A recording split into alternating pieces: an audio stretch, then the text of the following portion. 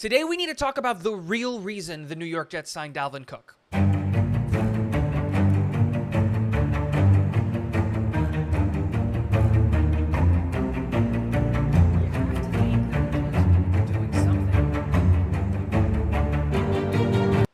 What is going on, guys? Welcome back to Talking Jets with Tigo. My name is Tigo, and today we're going to be breaking down what I believe is the real reason the New York Jets signed Dalvin Cook, and it's not what everybody thinks. Now, before we get into that, real quick reminder, don't forget to hit the subscribe button. It's really easy and right down there, and it really supports the channel. We are so close to 3,000 subscribers, and I would love to be able to hit that before the home opener, which I am going to be at, by the way, which is awesome. And thank you all for hitting the like button. But let's hop right into the video. Dalvin Cook is a New York Jet, and we all freaked out about it yesterday. If you want to know my initial reactions to seeing the tweet and then hitting record, you can watch that video from yesterday. But after having a night to digest it, after having some time to sit with it, I came to a realization of what I believe is the real reason General Manager Joe Douglas, head coach Robert Saleh, and more importantly, offensive coordinator Nathaniel Hackett probably pushed for the Dalvin Cook signing.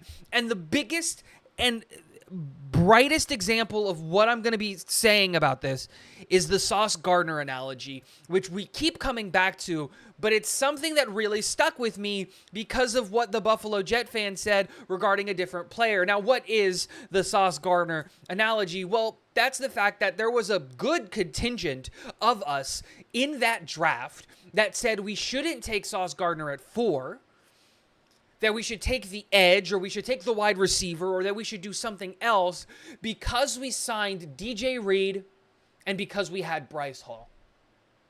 We don't need a corner, but we went with the luxury pick, took the best player available in all of the draft, and look how it panned out for us. The same argument was being had about Odell Beckham.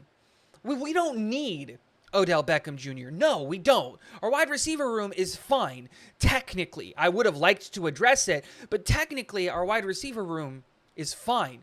But then Buffalo said something, and it was, you don't stop at what you need. Super Bowl teams don't stop at what they need. And that's what Dalvin Cook's signing was. It was a luxury pick that now turned an already very strong room into the best running back room in the NFL. There is a legitimate argument to be had that this running back room, when fully healthy, is like 5 deep. Because Bryce Hall is a top 10 running back in the NFL. Dalvin Cook is still a top 10 running back in the NFL. Michael Carter is exceptionally good. Bam Knight is exceptionally good. Israel Abanikanda is explosive. And when you take all of these things into consideration, and then you add the twist of Nathaniel Hackett as our offensive coordinator, all of the pieces start to make sense. Nathaniel Hackett likes to do what with his offense? What have we learned from the short time we've had Nathaniel Hackett?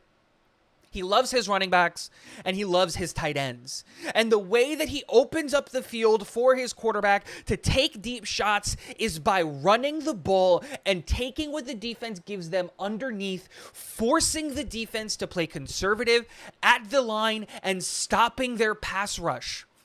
The whole plan here is to get the running backs and the tight ends involved. And the best way to do that is by having one of the best 1, 2, 3, 4 punches in the NFL. Because Bryce Hall needs a break. Okay, Dalvin Cook goes in. They both need a break. All right, try to catch Israel Abanikanda. Oh, it's 3rd down. Well, Michael Carter is now in the flat, and if he catches the ball, watch out because you're not going to catch him. He's going to make the first guy miss. And again, it's just an onslaught of attack coming from the offensive side of the ball. To use a different analogy, when we think about our defensive line, what do we think? It's constant waves of pressure, no break for the offensive line. Well, they just went up against Carl Lawson. The next rep, it's Jermaine Johnson. The next rep, it's Bryce Huff. The next rep, it's JFM. The next rep, it's Will McDonald, and the onslaught continues and continues, and you never get a break, and you're always facing a lethal and fresh edge rusher. What if we could say the same thing about our running backs and our tight ends? You're never going to wear down the New York Jets running back room because it's so deep. And that is the point of the Dalvin Cook signing. It's not that Breece isn't healthy and isn't going to be ready for week 1. We actually got reports contradicting that from Cause saying that Breece is still on track to be ready for week 1. And so is Dalvin Cook. He has a shoulder injury, won't be practicing with the New York Jets this week, but he will be in the facility, obviously, doing all of that stuff.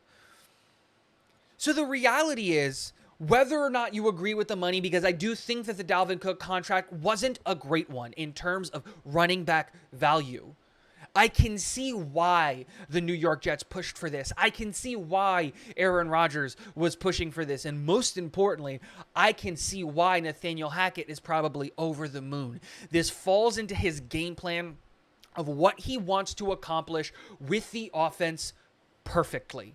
And that should get us all excited. Let me know in the comment section below. What do you guys think of all of this situation? Do you think I'm thinking a little bit too deeply into it? Do you get my logic and my thought process here? Let me know in the comment section below. And last but not least, go Jets.